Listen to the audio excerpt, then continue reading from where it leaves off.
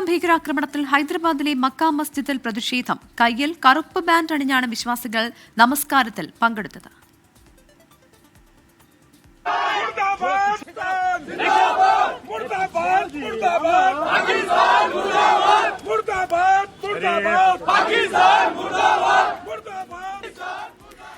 മുഹമ്മദ് റഹീസ് കൂടുതൽ വിശദാംശങ്ങളുമായി ചേരുകയാണ്.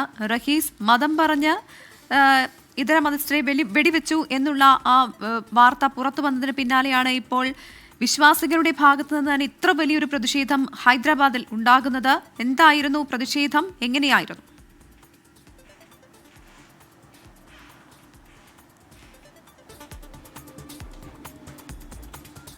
പ്രവിധ, ഇന്ന് രാജ്യത്തുടനീളം ഇന്ന് ഈ ഒരു പഹൽഗാം ഭീകരാക്രമണം നടന്നതിന് ശേഷമുള്ള ആദ്യ വെള്ളിയാഴ്ചയായിരുന്നു. അപ്പോൾ രാജ്യത്തുടനീളം ഇന്ന് ജുമാ നമസ്കാരത്തിൽ ഉച്ചയ്ക്ക് ഖുതുബയിൽ ഏറ്റവും പ്രധാനപ്പെട്ട വിഷയമായി ഇമാമുമാർ സംസാരിച്ചത് ഈ ഭീകരാക്രമണമാണ്. ഭീകരാക്രമണത്തിന് മതമില്ല എന്നാണ് ഓരോ ഇമാമുമാരും ഖുതുബയ്ക്കിടയിൽ പ്രസംഗിച്ചു വെച്ചത്. ഒരിക്കലും ആയുധം കയ്യിലെടുത്തു നടത്തുന്ന ഒരാക്രമണത്തിനും മതത്തിൻ്റെ പിന്തുണ ഇല്ല, അത് മതത്തിൽപ്പെട്ടതല്ല എന്നുള്ള കൃത്യമായ സന്ദേശമാണ് വിവിധ ഇടങ്ങളിൽ, അത് കേരളം ഉൾപ്പെടെയുള്ള വിവിധ സ്ഥലങ്ങളിൽ നടന്ന ജുമായിൽ അത് കൃത്യമായി ഇമാമുമാർ പങ്കുവച്ചിരുന്നു. അതിൻ്റെ ഭാഗമായി അതിൽ ഉണ്ടായ ഒരു പ്രതിഷേധം ആണ് ഇപ്പോൾ ഹൈദരാബാദിലെ മക്ക മസ്ജിദിൽ ഉണ്ടായിരിക്കുന്നത്.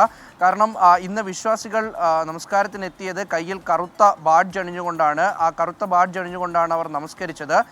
പഹൽഗാമിൽ ജീവൻ നഷ്ടപ്പെട്ടവരുടെ അവർക്ക് ആദരം അർപ്പിച്ചുകൊണ്ട് ആണ് ഇന്നവർ പ്രാർത്ഥനയിൽ മുഴുകിയത്.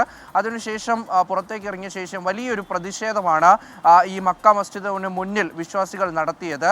അത് പാകിസ്ഥാൻ മുർദാബാദ് വിളിച്ച് ഹിന്ദുസ്ഥാൻ സിന്ദാബാദ് വിളിച്ചുകൊണ്ടാണ് വലിയ പ്രതിഷേധം അവിടെ നടന്നത്. ഒരു നിലയ്ക്കും ഒരു തരത്തിലും ഭീകരവാദത്തിനെ അംഗീകരിക്കാൻ കഴിയില്ല, ഒരു തരത്തിലും അതിന് മതത്തിൽ ഇടമില്ല എന്ന് സൂചിപ്പിക്കുന്ന തരത്തിലുള്ള പ്രതിഷേധമാണ് നടന്നത്. മറിച്ച് തമിഴ്നാട്ടിലും ഒപ്പം തന്നെ ഹൈദരാബാദിലും ഉൾപ്പെടെയുള്ള വിവിധ പള്ളികളിൽ ഇന്ന് ഇത്തരത്തിലുള്ള സന്ദേശമാണ് പ്രസംഗങ്ങളിൽ ഇമാമുമാർ ഉൾപ്പെടുത്തുകയും ചെയ്തത്. പ്രവിധ, ശരി, മുഹമ്മദ് റഹീസാണ് വിവരങ്ങൾ നൽകിയത്. എന്തായാലും വിശ്വാസികളുടെ ഭാഗത്ത് ഇത്തരത്തിലുള്ള വലിയൊരു പ്രതിഷേധം ഉണ്ടാകുന്നത് ഭീകരർക്കുള്ള ശക്തമായ സന്ദേശം തന്നെയാണ്. മതം പറഞ്ഞ് ഭീകരർ ഇന്ത്യക്കാരെ വേർതിരിക്കാൻ ശ്രമിക്കുമ്പോഴാണ് ഇത്തരത്തിലുള്ള പ്രതിഷേധങ്ങളുടെയൊക്കെ പ്രസക്തി കൂടി കൂടുന്നത്. അതായത് വളരെ വിരലിൽ എണ്ണാവുന്ന ആൾക്കാരാണ് ഇത്തരത്തിൽ ഭീകരവാദത്തെയൊക്കെ പ്രോത്സാഹിപ്പിക്കുന്നത്. നല്ലൊരു ശതമാനവും അവർ രാജ്യത്തോട് കൂറുള്ളവരും രാജ്യസ്നേഹികളും ഒക്കെ ആയിട്ടുള്ള മനുഷ്യരാണ്. അപ്പോൾ നമ്മൾ ജനറലൈസ് ചെയ്ത് നമുക്കൊന്നും പറയാൻ പറ്റില്ല.